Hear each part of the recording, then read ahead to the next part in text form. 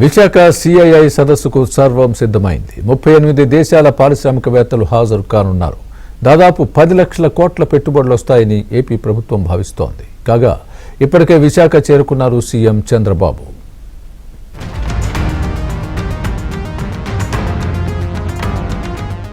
AP CM Chandrababu విశాఖకు చేరుకున్నారు.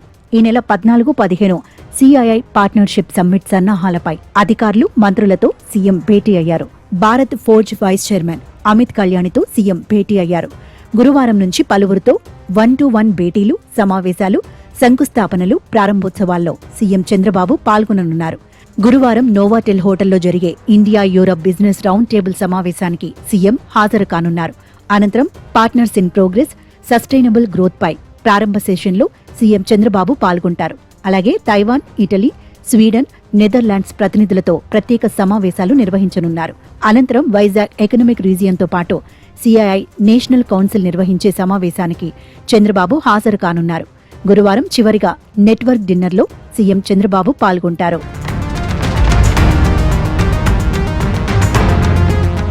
November 14న భాగస్వామ్య సదస్సు ప్రారంభం కానుంది. సదస్సుకు ముఖ్య అతిథిగా ఉపరాష్ట్రపతి సిపి రాధాకృష్ణన్ హాజరు కానున్నారు. సమావేశానికి కేంద్ర మంత్రి పీయూష్ గోయల్ కూడా హాజరు కానున్నారు. మొదటిగా ఏపీ పెవిలియన్కు ప్రారంభోత్సవం చేయనున్నారు. ఏఐ ఫర్ వికసిత్ భారత్ సెషన్లో సీఎం చంద్రబాబు ప్రత్యేక ప్రసంగం చేయనున్నారు. విశాఖ సదస్సు నుంచే గురువారం ఏపీలో డ్రోన్ సిటీ, స్పేస్ సిటీలకు ప్రారంభం చేయనున్నారు. సింగపూర్కు నేరుగా విమాన సర్వీసులపై ఒప్పందం జరగనుంది. ఏపీ రీఇమేజినింగ్ పబ్లిక్ ఫైనాన్స్ సమ్మిట్లో సీఎం చంద్రబాబు ప్రసంగం చేయనున్నారు. విశాఖలో లూలు మాల్కు శంకుస్థాపన చేయనున్నారు. శుక్రవారం చివరిగా ఇంటర్వ్యూ, గాలా డిన్నర్కు సీఎం చంద్రబాబు వెళ్లనున్నారు. శనివారం జాతీయ, అంతర్జాతీయ సంస్థల ప్రతినిధులతో సీఎం సమావేశాలు కానున్నారు.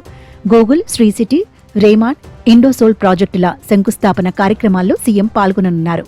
Bahrain, New Zealand, Japan, Canada, Mexico ప్రతినిధులతో సీఎం చంద్రబాబు భేటీలు కానున్నారు.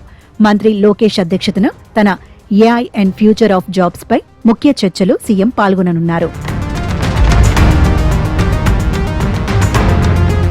ఏపీకి మరో భారీ పెట్టుబడి రానుందని మంత్రి లోకేష్ ట్వీట్ చేశారు. 2019లో ఆ కంపెనీ కొత్త ప్రాజెక్టులను నిలిపివేసిందని, మళ్లీ తమ ప్రభుత్వంలో ఏపీకి రాబోతోందన్నారు. అయితే ఏ కంపెనీ వస్తుంది, ఎంత పెట్టుబడి పెడుతుంది అన్న విషయాలు తెలియాలంటే గురువారం ఉదయం 9 గంటల వరకు ఆగాల్సిందేనంటూ ట్వీట్లో తెలిపారు. మరోవైపు ఢిల్లీలో, విశాఖలో జరగనున్న సిఐఐ సదస్సుపై మంత్రి లోకేష్ మాట్లాడారు.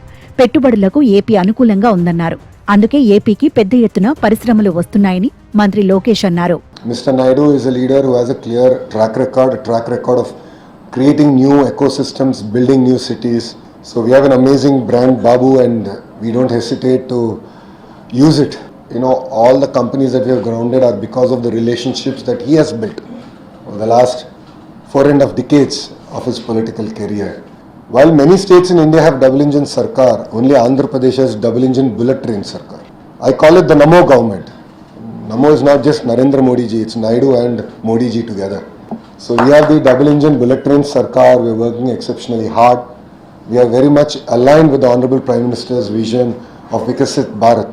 విశాఖ సిఐఐ సదస్సులో 100కు పైగా అంతర్జాతీయ ప్రతినిధులతో సమావేశాలు, 30 పైగా ఒప్పందాలపై సంతకాలు చేయనున్నారు.